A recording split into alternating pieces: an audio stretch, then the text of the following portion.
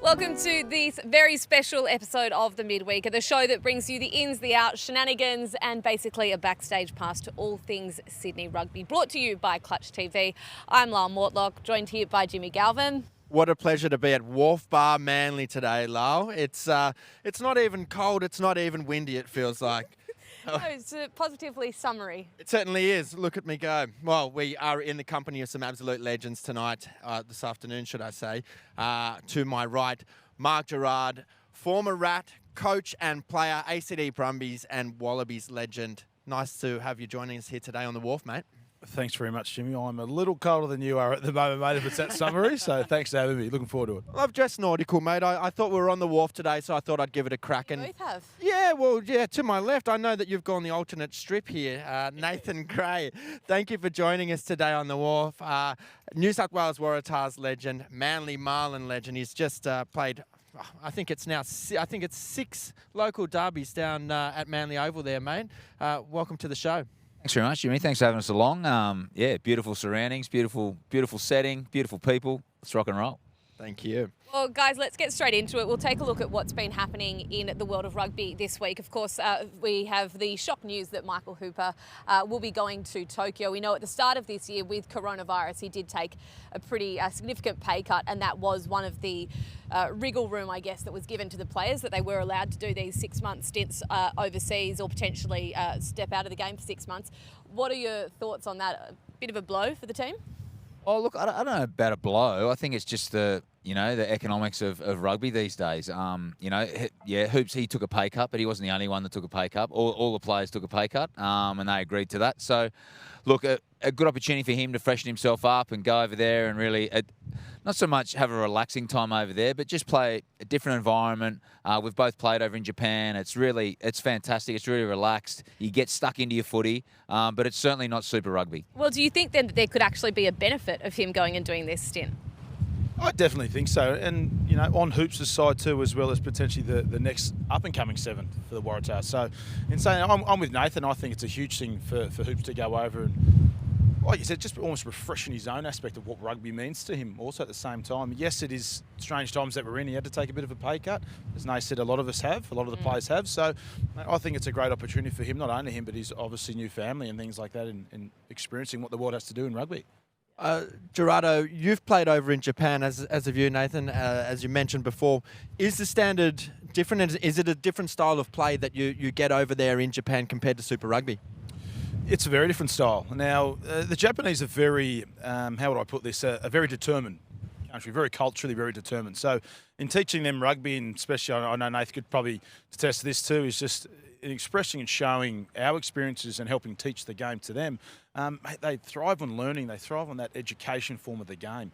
And to say that, look where they've sort of succeeded on that sort of international scale and where they've been, I think it's fantastic, not only just for world rugby, but rugby in Japan. I really enjoyed my time over there, met some really lifelong friends, played some really good games. And again, we had a few, I think my first experience actually was playing your team, Cutin, down to Fukuoka. That's right. It was Death Dome down there. It was, I don't know whether we won or lost. I couldn't remember. I just played all the boys. Mate. It's not important. How good's football? And Japan gave me a whole newfound respect for the game, in loving the game, and also probably the people around the game and who's involved. I really appreciate that part of it, especially in Japan. I'm sure Hoops will do that as well. For sure. It sounds like it's going to be a good experience for Hoops over there. Our next hot topic coming up is the high-scoring points round this week in the Shute Shield.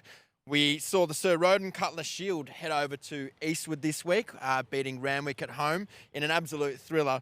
But we also saw some notable results in Warringah going down by 1 point to South. The amount of points being scored, Nathan Gray, you mustn't be happy with as a defensive coach yourself. Oh, mate, look, as a defensive coach, you don't like the opposition getting any scores. But, what the good thing and what you're seeing in that Shoot Shield footy at the moment is really good attacking footy.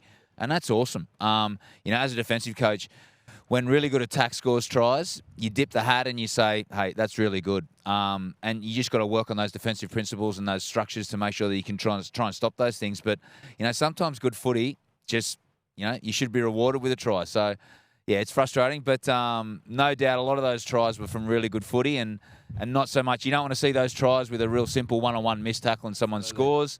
Creative play, fast play, let's bring that on. And you're seeing lots of that in the Shoot Shield. The other notable mentions this week must go to some of the lower teams in the table putting on points. The Two Blues put 26 points on, Penrith put 22 points on, and Newcastle Hunter 21 points on this week.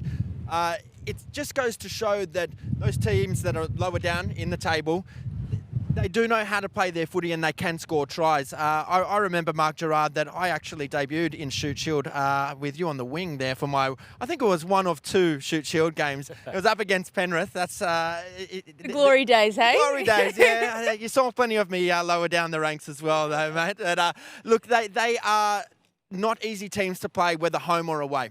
No, not at all. You're right there. And it's full credit to those guys. And it's a strange old rugby sort of environment this year. And, given where those teams are at, obviously with Hunter coming in, that new sort of side. So, I tip my hat off to those teams to really sort of have to dig deep to probably perform consistently in that sort of higher end, especially in this competition. I've been out to Penrith a few times to help them out and see there's some really good kids out west. Some great kids coming through. It's just, I think it's purely up to us and probably the hierarchy in the game to really help nurture that group and help keep a lot of these guys in the game, whether they're first graders or second graders. I personally believe that we've got to keep a lot of players involved in the game at all levels and all grades. I just think it's very important. Just on Penrith there, they've got John Muggleton involved this year as their head coach, right? And you guys are both very well-known coaches of your own these days. If Penrith are to stay in the competition next year, do they need John Muggleton to stay with the group to help them survive? Oh, look, it's definitely going to help him. He's a great coach, brings a lot of experience, and then players, see a coach like that at a club, and they're like, yeah, let's get down there and learn. And Margot's very passionate about his rugby. He's a really smart thinker, so no doubt in terms of the rugby experience that those guys are getting, it's going to tie them into rugby even more. And then they'll go and tell their mates, hey, let's come down, get down, let's play some footy. We've got some really good coaches down there. And then that's how it grows. Another one, guys, the Brumbies, they're going from strength to strength. They've secured themselves a home super final. You must be excited about that.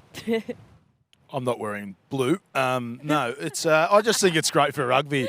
And again, just given the circumstance, I always refer back to this. It's a strange old year for it. And to do potentially what those super teams have done. They have, they've struggled here and there in patches of the game, but overall, I just think we are getting better. And again, as I said, I think they've done really well considering what's been happening this year.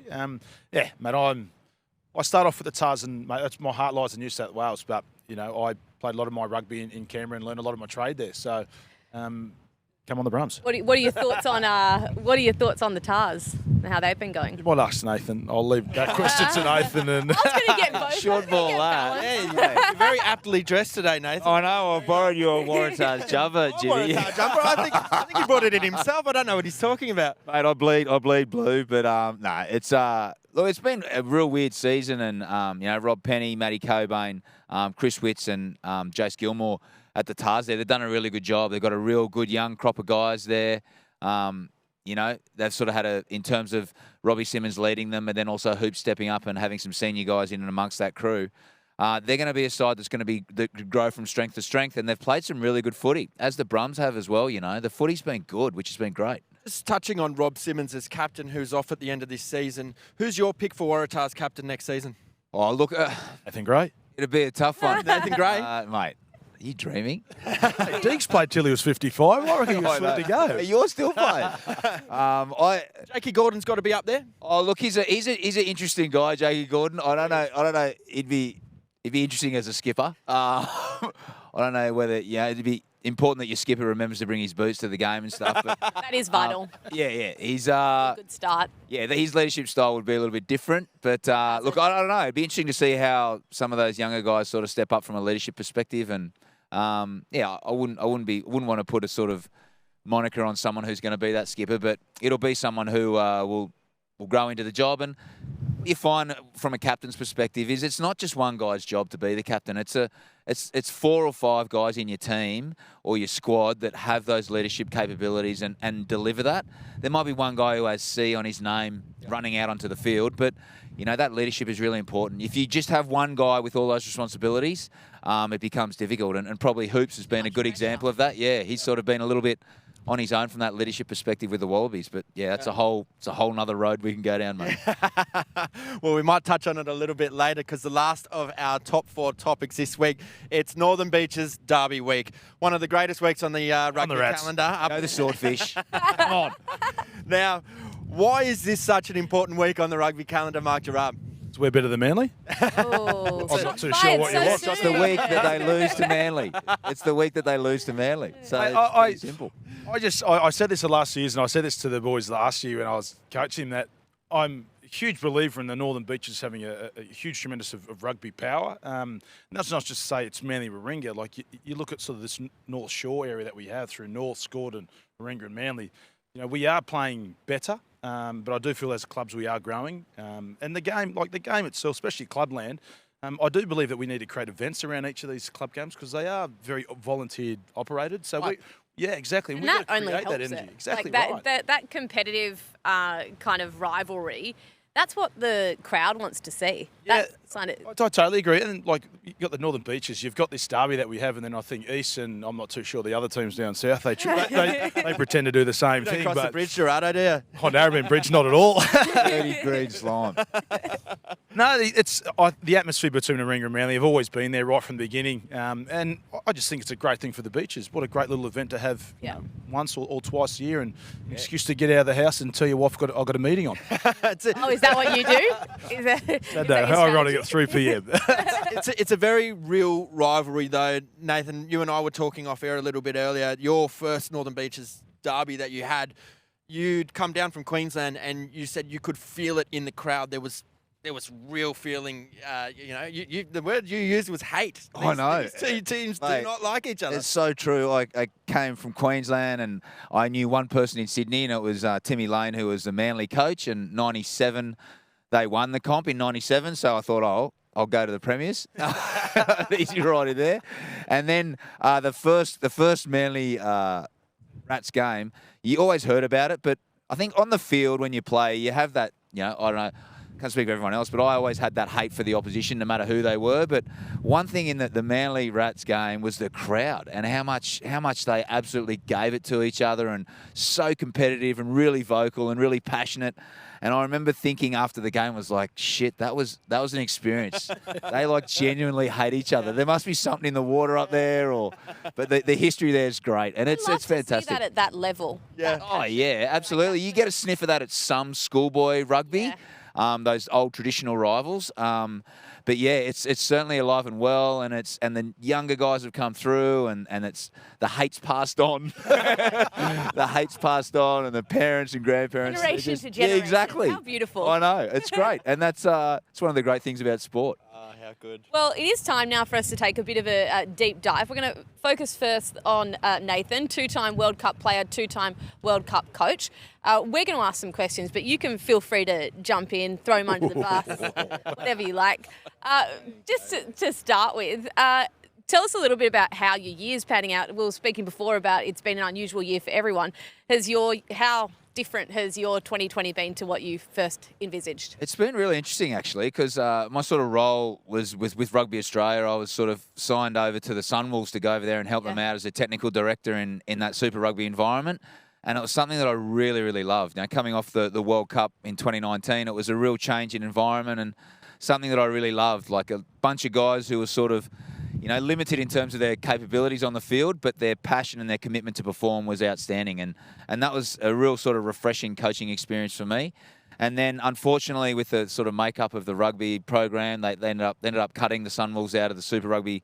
They couldn't get them into Australia from a quarantine perspective, which was really disappointing. And so then I sort of came back to Australia and looking to fulfil the second part of my role, which is sort of basically being a resource for all the other Australian rugby teams other than the Wallabies. So. That's a tough job. Yeah, it's good, but it was really exciting from my perspective because I was going to be able to work with the women's team, the men's and women's sevens, the 18s and the 20s, and sort of drop into those programs and try and pass on a bit of knowledge, but also learn as well, continue to learn as a coach myself. So that was disappointing. Haven't been able to do that because the programs have sort of been shut down, but I've been able to coach my daughter's school team, which is something I've always wanted to try and help out doing, and having a bit more time to do that. What age group? I've got 14s, 16s. Yeah, so I'm loving it. But coaching the women and the younger kids I reckon it's harder than coaching the Wallabies, I reckon. Is your daughter one of the, you coach her? Yeah, I do, and that's hard. Does she listen to you? Not so much, but my son, and I'm helping my son's team as well, which is great. And I got a quick funny story. I was refereeing a trial the other night, and he was playing, and he was making tackles, and this kid was running on the sideline, and he wasn't going to get there and cover, so he stuck his foot out and tripped him, and I was the referee, and I said to him, Tobes, I said, mate, you're off. Send him off. And he's like, looked at me, and he's like, are you kidding? No way. I'm like, mate, if you do that in a game, you got to learn you're off. Yeah. And he goes, I'm not going. Oh, no. There's two teams there, all the parents on the sideline. And I said to him, righto, mate. I said, you or me. I said, if you're not going, I'm going. Are you going or am I going? Oh, no. And then he's called me, little shit. He goes, righto, you go. Oh, no. So I've turned around and I've walked off just going, oh, he's called me. I took about 5 steps and he's gone, oh, righto, I'll go off then. So then I was just thinking, he's 8 years old and he's called his dad out on the footy field. All you needed I didn't know whether to go, you little shit, or that's some big balls you got there, mate. When he tripped someone, all he should have done is just turn around and said, I learned everything from you. I would have been yelling out for Gerardo to get off in cover and go and make that tackle for me. One thing we do know is that the grey children will be able to tackle, right? Because one thing you were most feared for and in your time as a player was your defence, which led to a lot of success as a defensive coach. Who was the strongest defender you played with and against? Oh, okay. A very good defender I played with was Chris Whittaker as a halfback. He was a guy he's one of those blokes who he was just as quick as he had to be. No one ever got around him, but he never made a line breakers. But like Major Rudder. he was always in cover. So I'd say Chris Whittaker from that perspective. And then someone who I played against, probably Brian O'Driscoll is someone who I really struggled with from an attacking perspective in terms of trying to play against him and get around him. He's a very, very skillful, very agile guy who was very good defensively. So he's someone who sort of jumps to mind, yeah. Yeah, and he probably would have been playing in the 2003 World Cup that you played at in Australia, where you guys... Yeah, he was over here. He was with the Lions in 2001 and over here in 2003 with Ireland. So you've won a World Cup and you've beaten the Lions. What are the celebrations on nights like that after? Yeah, you just find out where Mark Gerard is and just rated PG. one in and one behind. That's the best. Right. Yeah, that's the best way. And then pick up anything. Oh, love hate. Don't we like it? Well, let's hope we beat the Lions when they come out here next time. We'll go and watch that one together then, Gerardo. Can I ask, when you were playing, how early on did you actually think that you might go into coaching? It's a really good question because I had no aspirations to coach at all. I used to hate when old players would come into the change room at the Waratahs when I was playing and sort of try and give you these words of wisdom and whatnot. I respected them and really was really honoured to meet them. But in terms of footy, I was like, nah, when I finish footy, I'm going to get out of it. I'm going to do something else. I wanted to go into advertising and get out of it. And then I went to Japan, and part of my deal in Japan was I had to coach and play. And I went, yeah, sure, I'll coach. I'd know. But then when I got over there, and Mark tapped into it before, the Japanese people, if you give them good information or the right information, they just soak it up and then try and deliver on that. And That is a cultural thing. absolutely, Australians it really is. aren't as No. prone to feedback. Exactly. And if you, but in terms of the Japanese as well, if you give the Japanese poor information or bad information, they'll try and replicate that as well. Yeah. right. So Trusting. well, that was my experience. So being over there, and then I sort of saw the advantages, and then the players got better, and I really enjoyed seeing them be successful and getting better. And yeah, it was really it was a drug that I sort of was really keen on, and I thought, righto, I'm gonna have a crack at this. Who's the coach that's had the biggest impact on you in terms of your coaching, not your playing? Yeah, it's a good question again. It's probably someone who when I was younger at school, my first 15 coach is someone who I still keep in contact with. He was a really big influence, but also all the coaches who coached me as a player as well. Like, you put a different hat on when you look at them as coaches, and then you want to learn as a coach. So you sort of draw all the little things that you've found really good, but also the things that you thought, yeah, I might do that a little bit different. And I was coached by Eddie Jones, Bob Dwyer, Ewan McKenzie, Speed Kennedy, Matt Williams, guys, Tim Lane, like a lot of guys who are very successful. So if I could learn a little bit and take some things from them, it's going to help me as a coach as well. I suppose that begs the question, someone that you've had a lot of success with as a coach is Michael Checker. You won the 2014 title of the shirt you're wearing today with the Tars. And That's your shirt, isn't it? No, Gracie bought it himself. Oh. You won the title together. You made the final of the Rugby World Cup 2015, and then worked together for another 4 years after that. What's your relationship like with Check personally and professionally? What's it like working with him? Yeah, he's a very strong-willed guy. So professionally, you got to have your stuff aligned, and if you want to have an argument with him or push your point, you got to make sure it's strong, because he's really strong-minded. He knows how he wants the game to be played, and that's good, because it forces you to be really diligent in your execution. Away from footy, couldn't meet a more humble, nicer guy. Happy to help you out. Really loyal. But someone who you wouldn't want to be on his shit Christmas card list. That difference that you speak of, like professionally and, on a friend level, do you feel like people that you coach would say similar things about you? Yeah, I haven't thought about that, to be honest. What are you going to say, Gerardo?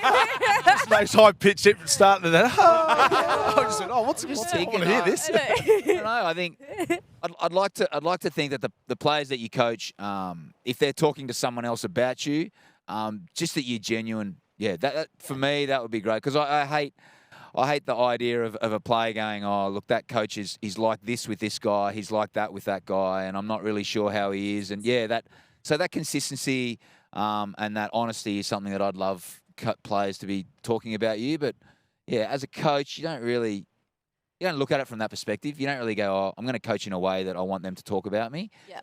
I feel you just do what you do, and then if that's your style, that's your style. Everyone's different. Yeah. Oh. Absolutely, and really, really well said. Thank you for your time today on the jetty here, Nathan. Yeah. We're going to move over to Mark Gerard. Sorry, I'm going to ask you one question. Oh yeah, I go was on. waiting Yeah. for you to I jump wanted in. you guys I've to do seen your you thing. quick. Hey, you guys are running. As a player, were you approachable? Do you feel as a player? Oh, Say a young bloke. Yeah. They're like a young Sam Ward or Yeah, BJ's yeah, coming yeah. up from the ranks, and they want to talk to a Nathan Gray. You're at the top echelon, you're at the top pinnacle of your game.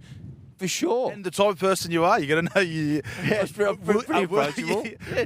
I reckon. Yeah. No, the only reason why. I don't think you know. Em Shepherd actually told me the other day that his first game for the Waratahs, Yeah.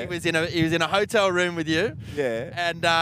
And he was really excited to be in a hotel room with you, and then Yeah. you weren't speaking too much, and he just said, you know what, when Nathan Gray turns the lights off, that's when we go to bed. And he goes, when the lights turned off, he got really overawed. He goes, what's it like to play for the Wallabies? And you go, yeah, it's good. And just turned over. Gave him nothing. Mate, maybe he broke one of, mate, there's roomy etiquette. Maybe he broke one of the codes of the roomy etiquette. He was in awe, he said, of someone. Oh, mate, I doubt that. Well, No, he was. I do think this is an important thing that we should continue on here. What is roomy etiquette? What are some do's and don'ts? International code. There's roomy well, law. it's the seniority, that pretty much speaks for itself. Yeah. They rule the roost. Yeah. You just Yeah. do what you're told. You go to bed where they want to go to bed. Yeah, it's funny. That's the same story. I mean, when Griggs didn't get the captaincy. Well, so when he relinquished the captaincy down at Canberra, alphabetical order, Gerard Gregan, I was his first roomie, and I freaked out. Really? I was there for a couple of years, and I still freaked out. I had to go get coffees, had to do all these sort of running materials, do his laundry. I just Greach, you need anything else, mate? What else do you need? Never had control of the remote. Oh, never. So then when you became the top dog, do you remember that? Were you nice to the younger ones? It's the complete opposite. No. Very accommodating, Gerardo. I wanted to make them feel comfortable. Like, you pick your bed. I love that one. No, you got that one. Sweet, nice. Or he'd say, when you go and get me coffee, you can have one as well. Oh, what a guy. Gentleman. It was good. I just remember my first experience with Nathan. I went to the Tars down in Narrabeen. It was a good thing, mate. All good things, Nate. All good things.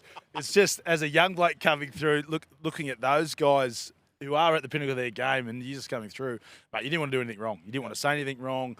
Let alone do anything training-wise wrong or anyone on the field. You just want to do the best you could. Not so much to impress them, but just almost try to be on the same wavelength. Yep.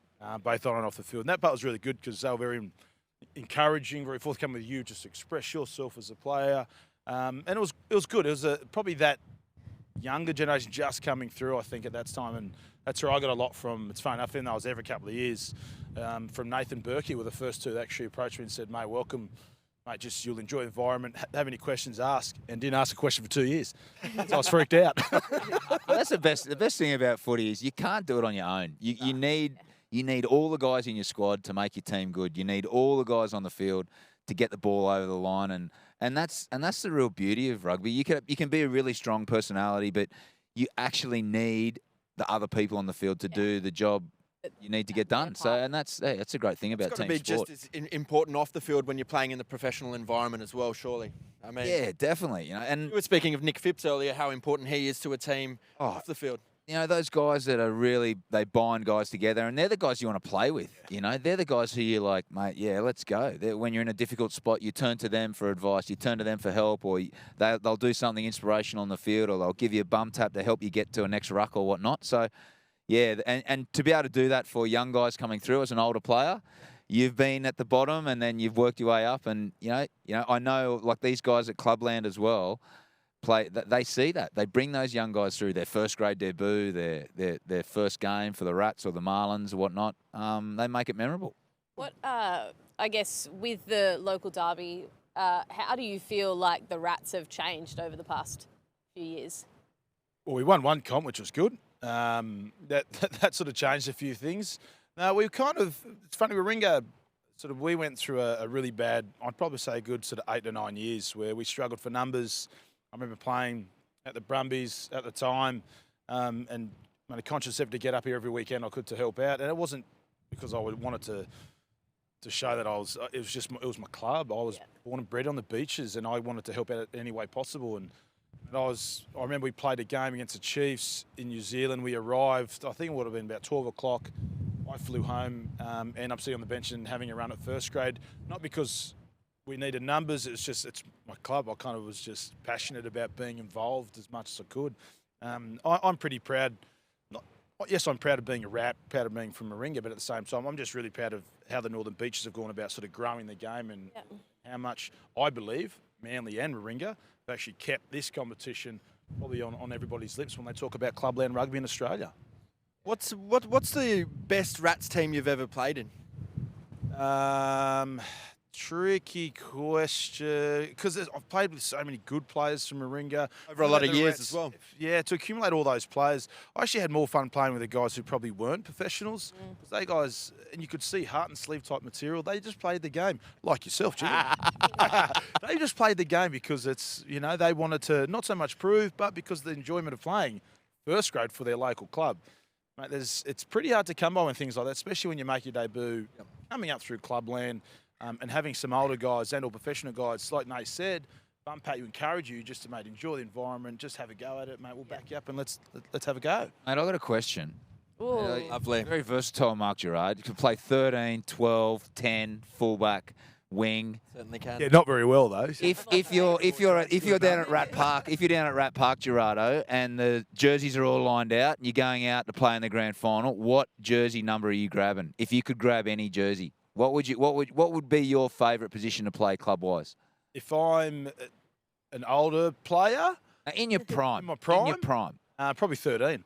Yeah, nice. 13. Okay. Lovely. Never really played there enough. Well, I enjoy getting my hands on the ball as much as I could. I didn't care where I was playing. I'm happy to play anywhere. But 13, I really enjoyed 13 because Yeah, nice. probably in between the outside and inside backs. If you need to do the hard yards, I could be there to do the hard yards, or you got a bit more space, a bit more freedom out in the edge. I know you didn't mind getting the ball in your hands often, but you didn't mind getting it on your boot as well. What's the biggest drop goal that you've ever slotted in a game? Oh no, I haven't really done too many in a game. I think one was only like 45 out or something like that. That's But still we not too did bad. one. It was in Pretoria. We had a test there. Victoria? Yeah, I think was it Pretoria? There at Ellis Park. It was in South Africa, a bit of high veld, and we were just mucking around and did one from about 65. And all that was really good. And I went to do it again. I didn't make the 22, so I'm done. I'm done there. I'm moving on. Short-lived. Well, I just want to take you back to the 2004 Super Rugby Grand Final. You've scored 3 tries in a win there. What's that feeling like, and what did it mean for your career? Obviously, made massive for my career because I was just playing Super Rugby at the time. Never sort of had that international opportunity. At the time, didn't really think much of it. That first sort of 24 minutes was just, I can still visually see it. It's just an absolute blur because it was just like try, restart, and still trying to pick out what we're trying to get to, like find our so-called systems. Like, it wasn't any. It was just 31-0 in 20-odd minutes was ridiculous against the Crusaders. And we knew when they scored our try before half-time, it was game on. Like, we just had a funny feeling. We sat in the change rooms. And again, a lot of the senior players drove that. They could attest to how much the senior players drive sort of that, to me, that halftime transition into mentally where we need to be, where we need to go. Not so much a coach telling us how to do or what we need to do or whatever. They give us the blueprint and they enforce that with us. And then it's up to the coach to tell the sort of so-called leaders in that group, this is where we need to be, this is where we're at, this is what we need to achieve. And then they constantly encourage and constantly give you that clear message. What was said at that halftime? I know you had the likes of Owen Finnegan, Griggs, Larkham, Joe Roff in there. What happened at that halftime chat? Yeah, and how can they say it without it coming off as cliche? Yeah, Because well, how many times can very you good say question. the Yeah, same mate. thing? He is there. You go back to the detail and Yeah, the things and that it the is. things that you can action on the field. Yeah. Exactly right. Like, as I said, like it wasn't so much the coach telling us how to do it. And Griggs doesn't really talk much in an open forum when it comes to half-time. We got to that point. And Owen, I remember Owen being the skipper at the time, Owen telling us what he needed to tell us. And he tends to mumble sometimes, Big O, but, you know, at that moment, we sort of sat back and we're just pumped. But then Griggs, right towards the end, about 5 minutes before he ran out, he said, that scoreboard, and the way Griggs put it, I won't swear, but said is effing irrelevant. It means nothing to where we are right now. So our job, we all know what we need to do. We got 10 minutes. Our first 10 minutes is where we need to be. And it was the first 10 minutes. And we scored a try within the first 10 minutes. Kind of just wanted to continue on that momentum. And then it's funny, everyone talks about Griggs' eyes and things like that. There are certain moments in that game, I don't think it's on camera, where I know that I think Big O made an error and then Griggs just stood over him, like, gave him this stare, and we're all sort of standing in the other corner like, ooh, we just sort of crack at the captain. But they're your leaders. They're the moments in the game where instilled in us to keep going. Yeah. Doing what we need to do. This is where we're at. We need to keep achieving what we need to achieve as a group. It's been a brilliant insight into the world of coaching from you both. You're off to America for your next challenge, to the Austin Gilgronis with Sammy Harris. When does that all start up, and did that come as a surprise? Not so much a surprise. We've kind of been talking about it for a couple of years with the opportunities over there. I was more happy. To be honest, I wanted to stay and coach a ringer and stay home and sort of so-called apply my trade here in Australia and give back my experiences in my homeland. Things obviously don't work out the way you sort of plan, but you kind of move on. And the conversation came last year, just in and around opportunities in coaching over in the MLR.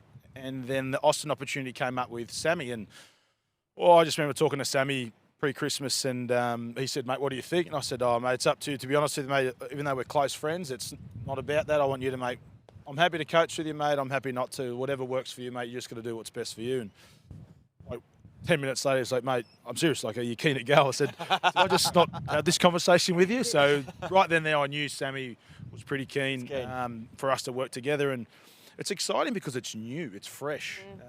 We had our inaugural MLR draft a couple of months ago at 4 a.m. on a Saturday morning, which is a little different. And, you know, having to have a roster of 12 kids, well, 12 potential players in your group, and you're just filtering through them because other clubs and other franchises just picking them off. So you're like, okay, so I'm going like 4th, 5th, 6th. So I'm just going through that process.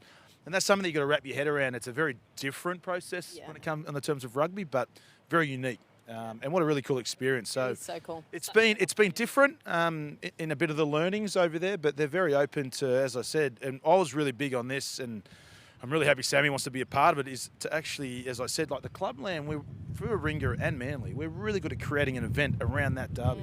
So our big thing for us with Austin, our Austin Gilgronis, the AGs, is we want to create each home game, we want to create an event. Now, we're lucky because there's a bit of capital behind us, and we want to be able to sort of grow that game when it comes to that event space. And so we've got some really good sort of marketing guys with us, and I'm going to try to steal. I'm trying to talk the Hillbillies version, but take it over to Austin and create a similar sort of theme over there and a similar membership drive over there. So that's... Now, what's a Gilgroni? Is it an animal or is it a drink? It's a drink. It's a drink. No, it's a Negroni. So it's based on Negroni, but Adam... Yep. Gilly being our... Oh, so Gilgroni. So he's named a drink after himself and then a team. It tastes goddamn good at the moment. I love it. That is outstanding. Mate, it's so good. I've had a couple. I've had a couple of them. So Gilgroni after this. Yeah. Let's do it. We'll go to Gillies at Freshie. You get a Gilgroni. Call him to get around. Oh, he'll get the shits now that I've said this. Oh, are they? Oh, Okay, right. But so you can, I think you can. Oh, I'm terrible now. Now you can have a sweet version of it, so it's actually not too bad. What a selling point. It's good. It's a cool experience, and I'm really looking forward to it, especially with the family. So. Lovely. Awesome. And the footy's good too. Like I've watched a bit of MLR over there, and the footy's good. So it's only going to get better. More people playing rugby around the world, and again showcasing what truly is a world game. How good. It's a great market over there, and it's awesome. I think it will be pretty interesting if those guys get the 2027 World Cup. I know we're in the run for it as well. Yep. But Mark Gerard, Nathan Gray, what an absolute pleasure to have you guys out here on the Wharf Bar Jetty today. Thanks so much for your time. No worries. Thank you. Thanks for having us. Time for us now to take a look at the mid-show tune with Juan and Only. Rolling down the street, smoking Indo, sipping on gin and juice, laid back with the mind on my money and my money on my mind. Rolling down the street, smoking Indo, sipping on gin and juice, laid back with the mind on my money. Got some honeys on my mind. I got some honeys on my mind. I got some honeys on my mind. I got a lot of honeys on my mind. Now that I've got me some Seagram's gin, everybody got their cups but they ain't chipped in. This types of happens all the time. You gotta get yours before I gotta get mine, and everything is fine. They're chilling with the DOG. Got the cultivating music that be captivating me. You listen to the words that I speak as I take me a drink to the middle of the street and get some mac into the name Sadie. She used to be the homeboy's lady. 80 degrees when I tell her chick, please raise up off this in your teeth, cause she gets none of these at ease. As I'm off with the dog pound, feel the breeze be rolling down the street, smoking Indo, sipping on gin and juice, laid back with the mind on my money and my money on my mind. Rolling down the street, smoking Indo, sipping on gin and juice, laid back with the mind on my money. Got some honeys on my mind.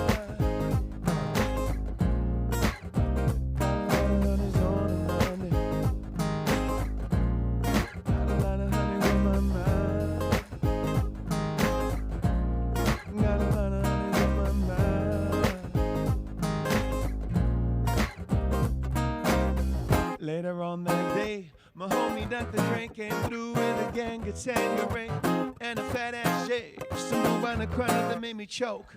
This ain't no joke, that's the back up off of it. Sit my cup down. Tanqueray and chronic, yeah, I'm fucked up now, but it ain't no stopping. I'm still popping. Dre got some just from the city of Compton to serve me hot with a cherry on top. Cause when I bust nuts, I'm amazing to bust the car. Don't get upset, girl, that's just how it goes. I don't love you, girl, I'm out the door. And I'm rolling down the street, smoking Indo, sipping on gin and juice. Laid back, with the mind on my money and my money on my mind. Rolling down the street, smoking Indo, sipping on gin and juice. Laid back, with the mind on my money, got some honeys on my mind. I got some honeys on my mind. I got some honeys on my mind. Got a lot of honeys on my mind. Thank you so much, Duan and Only. And now to some friendly fire, some banter between the Northern Beaches rivals. We have Manly Marlin legend, I think even over 100 games for the Marlins now. BJ Hartman, welcome to the pub. Hey Jimmy, how are you? Doing very well, and one of your fierce rivals for this weekend, Warringah captain and 2017 Premiership winner, Sam Ward. Welcome to the pub. Thank you for having me. I'll keep it PG today for you all. Please don't. Please. No need. Right in, but Dropping it's F-bombs on TV last week. Oh yeah. Yeah, it wasn't so PG up against Gordon last week. We actually had that as a highlight on the show. What happened there, Sammy? I wasn't expecting to be interviewed at the end of the game, and unfortunately for Lou, she asked me a few questions, and I wasn't feeling too good about it. But to be honest, it's actually not the first time that's happened to me. So beware. Just a motive. Producers. Well, this is a great start from you, throwing Sam under the bus right off the top. Really? How are you guys? Well, we'll start with you, BJ. How are you feeling about this weekend? Good. It's been an interesting year down at Manly. We had like a strong start against Para, and then kind of had a few close losses that have they could have gone either way for most of them. And picked up a little bit of momentum, I think, from Saturday. We had Penrith, so got to run through a fair few things that we'd be putting in place against Warringah on Saturday. So I think we'll be all right. We can't reveal those few things because they're actually top secret. Secret for now. Pocket. So, BJ, we've managed to give you a bit of free press with Budgie Smuggler, which I know you're the general manager of, I believe. Correct. Who's the rat you'd least like to see in Budgie Smugglers?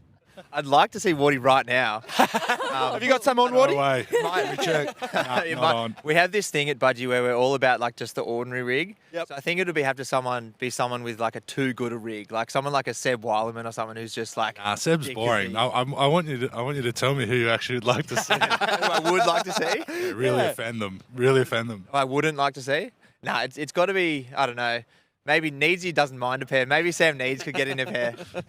We actually were speaking about Budgie Smugglers a few weeks ago, one episode, because who was it?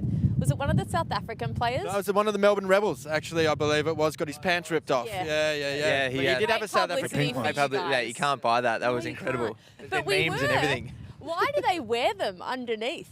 I think, well, it kind of goes back to why we chose the fabric. It's like a technical thing, why we chose the fabric we did.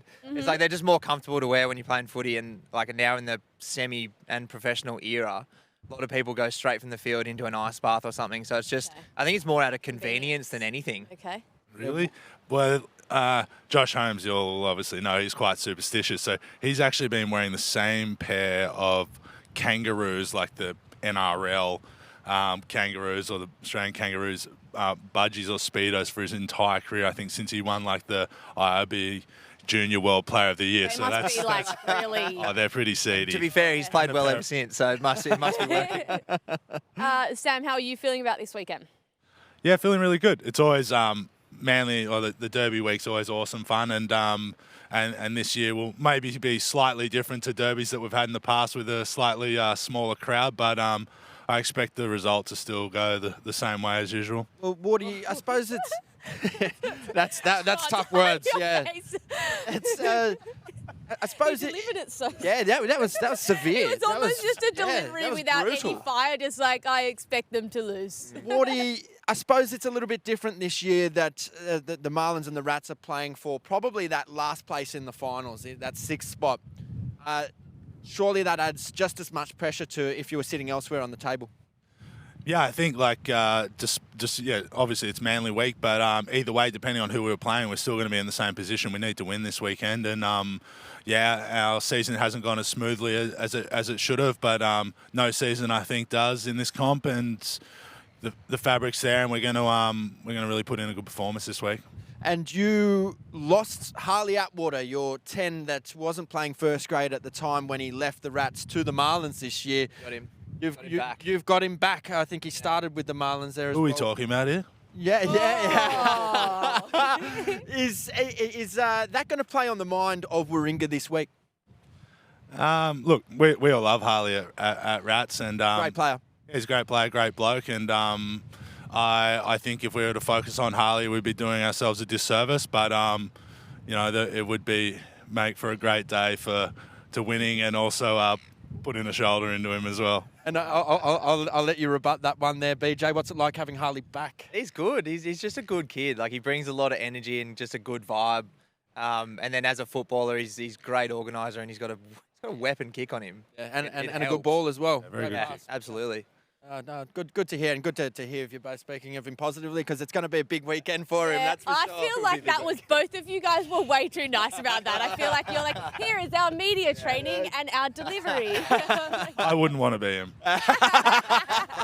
Now, BJ, we all know about the 50-plus years of average banner that the Marlins like to put up each year at Manly Oval. Is it going to be there again this year? I hope so. I think it's been sitting in a cupboard since last year. I like it gets kept nice and tidy, and it's ready to go once a year. So Controversial banner. I think it's coming. How do you feel about that Could be a banner? few new ones. I like the banner. It's good luck for us. Like, every time they put it up, we don't seem to lose. So, no, it's good. It's good banter. Sam, if you had to take one, or if you were recommending one of your teammates to a young lady, who would be the best person to date in the Rats? Oh, geez. At the moment, I think... Murray. I think yours as well. Oh, look, Murray's a good lad, but he's all about the boys. So he's a bit too boys. He's young though, but I think the guy that comes to mind at the moment, and you can't go past the Mungo Mason. At the moment, he's got this deadly tash on, and you should see the car he drives. He drives this. He came up from Melbourne. The first thing he bought was a car. It's this red convertible, like Holden Astra, and the whole way through. That's a vibe. That's a look. This guy is also a lawyer as well, though. So he's been there, done that, and but yeah, it'd have to be Mungo Mason. Okay. BJ? It's an interesting one. So I think a lot of our younger boys actually have girlfriends, so I don't really want to throw them No, doesn't have to under be the one bus. that's like in a relationship or not. Just if you just could pick one.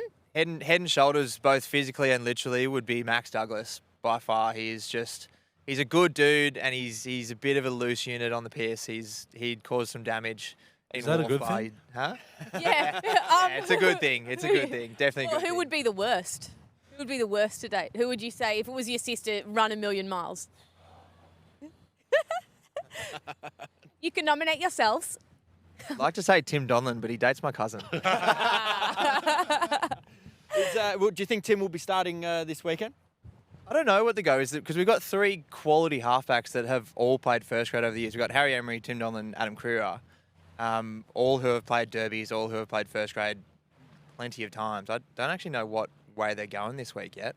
If you were to say, watch out for this player from the Rats this weekend, who would it be? Watch out from one of the Rats players. One of the Rats players. Who to watch out for? Who to target? Good question. Wardy's usually one that people like to avoid, because that head seems to cause some damage.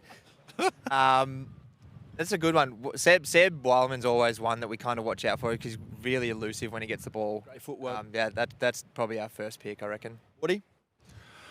I'm just really keen to see how Harley goes. I know.